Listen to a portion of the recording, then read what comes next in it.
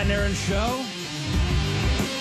Good start for Baker Mayfield with his Buccaneers tenure. 3-1 to start off. Pretty solid. But it wasn't too long ago that the Detroit Lions and the LA Rams made a big trade. Swapping quarterbacks, sending Matthew Stafford over to the LA Rams. They eventually won a Super Bowl that next year. And then Jared Goff making his way over to Detroit, a guy that had been to the Super Bowl with the Rams, lost, and now found himself with the Detroit Lions, where a lot of people speculated early on that maybe Detroit would move on from him. I don't know how much of a chance they're really going to give him, if they really look at him as the next franchise quarterback for them. Well, I think that's changed now so far early on for Jared Goff since he's been with the Lions. This year specifically, he's been really good, and a lot of people consider him a top 10 quarterback. Now his third year with the Detroit Lions, and each year he has seemed to improve and get better. Last year, really solid season for Jared Goff. Almost 4,500 yards passing, 29 touchdowns, 7 interceptions, an efficient Jared Goff. A lot better than a lot of people were giving him credit for at the end of his tenure with the Rams. And this season on a very, very similar path and leading the Lions to a winning record. The question is, which one has a better chance at ending their career with the team they're going to be starting with on Sunday? Do you think there's a better chance Baker Mayfield gets an extension and has this amazing story of finishing out his career with the Bucs, getting a Super Bowl maybe, making them competitive for years to come? Or do you think the better odds are with Jared Goff doing that very same thing with the Detroit Lions? 888-546-4620, or you can text your thoughts 82945, starting with DAE. It's interesting. I love this reply on the Bartow 4 DAE text line. Wow, great question. I feel like it's a 50-50 toss-up right now. They have both reinvigorated their franchises and fan bases. I'll admit it, I was skeptical of Baker at first, but he's won me over. I even named my fantasy team Shake and Baker. And that's from Drew. And it's interesting. I love what he said about it's a 50-50 toss-up. I think he can make really good arguments for both guys. By the way, very similar numbers this year. 2 more touchdowns, 1 more interception for Jared Goff, but also 1 more football game for Jared Goff. The Bucs that have already had their bye week. So very similar numbers to start the season. But I think because of the situation the two teams are in, that it could be Baker. Now, I think the initial thought should be that you've got a Jared Goff who had a very good year last year. Kind of looks like an MVP type candidate this year, as well as he's playing for the Lions. Crazy. So that, to me, makes the argument for Jared Goff. But on the flip side, I think when you think about where the Lions are, how good that team is around him, they're kind of in a win now mode, right? And it might not be win now this season, but it's win soon, right? And if they get into the playoffs and he fails miserably in the playoffs, or his numbers kind of go down at the end of the year, or even if it's next year, because I think at this point I'm expecting Baker to be back. Doesn't mean it's definitely going to happen, but it kind of looks good right now. So let's just say they get close, but they fall short. Whether it's this year, next year, whatever it is, there's something where it's like, you know what, Jared Goff's been pretty good for us, but he's just not good enough to get us over the hump, and we think the rest of the roster is. That gives them, in my opinion, maybe more urgency to move on from Jared Goff first. So, like he said, I think it is 50-50. I think both guys, you can make a really good argument for why they could be the guy to stay with their current team forever. If that does happen to Jared Goff, poor Jared Goff, that's 2 teams in a row now that are like, hey, you've done well, but you're not the guy to get us over the hump. We're going to go get that guy. When it's 50-50, and I agree it is right now about a 50-50 toss-up, I tend to actually lean opposite of you. Of course, I would love to see Baker and the storybook ending of riding his career out into the sunset with the Bucs and competing with his team and this team being in it every single year. But in a 50-50 split, I have to give the edge to Jared Goff based on he's done it for a longer period of time with this team. He's been with the Lions. This is now his 3rd year with the Lions. So you've seen growth and sustained success. And like I said, when with growth comes the success, they're getting better as a team, as a franchise.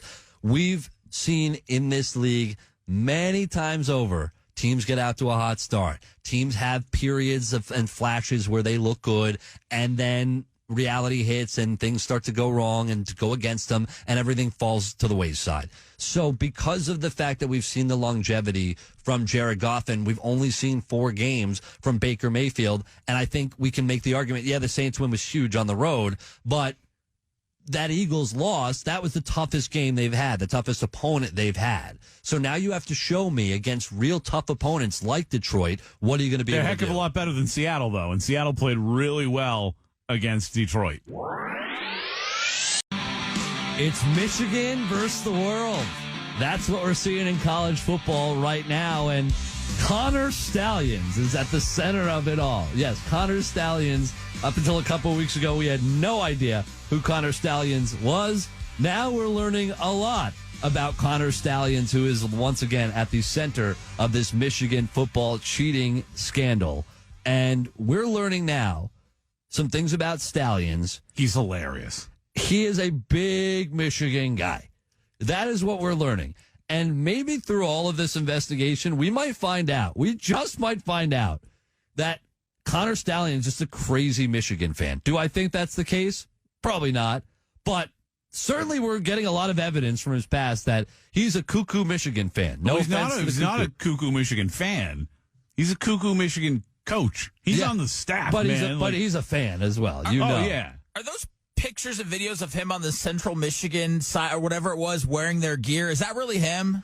There's so many weird pictures and things coming out, and I don't know who's a Michigan fan trying to like throw out random crap against the wall to make it to like look over here, and I don't know what's real. Did you see the Texans picture this week? No. There's a guy on the Texans sideline that just like and people were like, "Oh, is that him?" And that's what I was like. Somebody was probably going to work the next day going, "Did you see Connor Stallions on the Texans sideline?" Like, I'm not doing that. I'm not playing that game. But in 2022, I would hope not.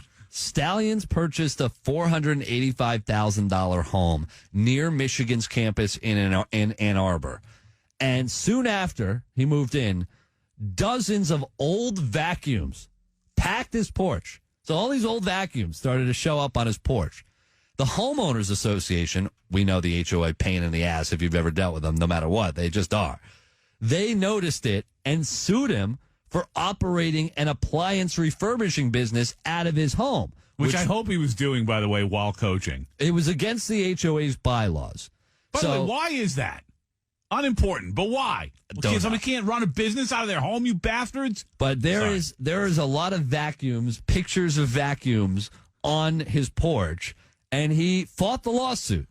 And then he not only fought it, he represented himself in court, which any attorney will tell you, even though they want to make the money themselves, not the best idea. And like for like a lawsuit like this and not criminal stuff, I don't think, like, depending on what it is, it may not be like terrible to represent yourself. But when you're bringing these kind of arguments to the table, it's probably a bad idea. In response to the summons, he wrote this. I love this. I suspect that whoever has chose to sue me either one, doesn't like the fact that I'm a veteran, or two, is a Michigan State fan and knows I'm a Michigan football coach and wants to draw attention my way. And this not about sign stealing. This is about vacuums on his porch that he is selling in his business. I mean, this story is weird. Which one do you think it is more likely? That his neighbor is an un-American SOB that hates him for being a veteran, or a Michigan State fan who's like, I'm going to just waste his time? I think it's probably C, and it's a Karen that doesn't like the look of a bunch of vacuums on a porch. That's probably it. Or somebody that works for the HOA was driving by and realized that those vacuums are suspicious. They're probably operating a business. I'm with you. Who cares? Like, if he's making money, he's making money. Who cares? Like, did he have a shipment of heroin needles on the front porch? Call somebody about it. If you figure out the dude selling heroin out of his house, if he's fixing vacuums, I think we can let this one slide. Didn't Michigan let him go already? They did. Yeah, he did. Did he resign or they let him go? They let him go. Why was he employed in the first place? He was. We know why he was employed in the first place. You kidding me? Remember they said he was a low level coach, and then it turns out that he's every video that's out, he's standing right next to Harbaugh. It wasn't even coach. It was like low level staffer. Yeah, low level staffer, high level vacuum salesman. How many low level staffers do you see standing right next to coordinators on the sideline? He was hawking his vacuums. Hey, people collect vacuums. I knew a guy that collected them. It's very, very odd. But do they? What's that? They collect them? Like Well, the old school suckers. Yeah, I mean, like the ones that when you used to hear about old guys when they talk about going door to door selling vacuum cleaners. Yeah, like the Jetson looking ones. Yeah, those. I know People exactly. collect vacuums? Yep, makes sense now. Antiques. It's weird. I would love a good old vacuum from the 60s. Probably sucks. Aaron, it does, but. I know you know Ed Weigel, right? Yeah, of course. Legend. He is. What's the voice of the WWE? He is, yeah. He's just the voice. Ed has a thing for like old school microphones. He's got a ton.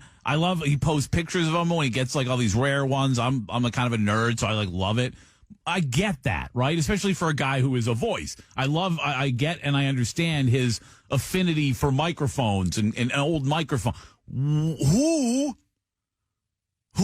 collects vacuums? What passion do you have if you're collecting vacuums? I want to know more so why is Connor Stallion selling vacuums at the same time as apparently as working for Michigan? What's going on there? Now we're hearing and we're getting denials from Blake Corum, Michigan star running back, who's denied any business dealings with former Wolverines analyst Connor Stallion. Wait. He's like, I don't know that dude. They said that their star running back was selling the vacuums with him? there were documents discovered listing Corum, Stallions, and Connor O'Day as co-organizers of this BC2 Housing LLC.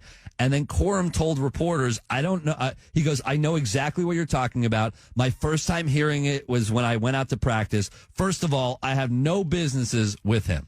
He wanted to make that clear. He has no businesses with him. He said, but I'm glad whoever found it, whoever was searching the web was able to find that. I appreciate you. My attorneys are on it. We'll definitely get that figured out right away and get my name taken off or whatever it is. So now we've got a level of maybe Connor Stallions used Blake Corum's name without Blake Corum's knowledge or approval. If he's telling the truth. Or we got Blake Corum lying and going, my attorneys are on it. Either way, can we get Blake Corum on the phone and let him know about the NIL deal?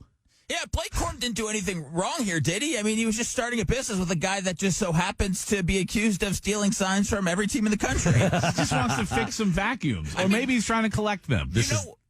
Good thing they're doing the NIL deals right now because I mean there would be so many more of the cases of the kids and everybody violating this stuff. I know obviously they're doing it because the NIL deals are legal now, but it just seems like people are always pushing right up against that line of whether it was legal or not. And I feel like now there's probably businesses with coaches that have been going on for the last 15 years. So back to the dozens of old vacuum cleaners that appeared on the porch. Here's a quote from Blake Corum. This is great. That's something I'm not really into. Vacuums aren't my thing. I'm a clean person, but I'm not a cleaner. Vacuums aren't my thing. I don't know anything about that. Michigan man vacuum. I mean, that's a better quote than Stallions gave about Michigan State. That's not something I'm really into. Vacuums aren't my thing. That's a serious quote. I don't know about you, Seth. I'm guessing you weren't this kid. I was this kid. I had dreams that were never going to come true. But when I was a kid, I didn't know those dreams weren't going to come true. They were still dreams that I thought could be fulfilled. And one of those dreams, if you were a baseball player, a young baseball player, especially in like Florida, California, Texas, maybe the Southeast, where baseball is so prevalent, the dream as a kid, when you're watching, going into the school year, coming home, and you got the Little League World Series on the TV. And, there are kids that are missing school because they're at the Little League World Series playing baseball. They got to miss school to go play baseball. Awesome. What a dream.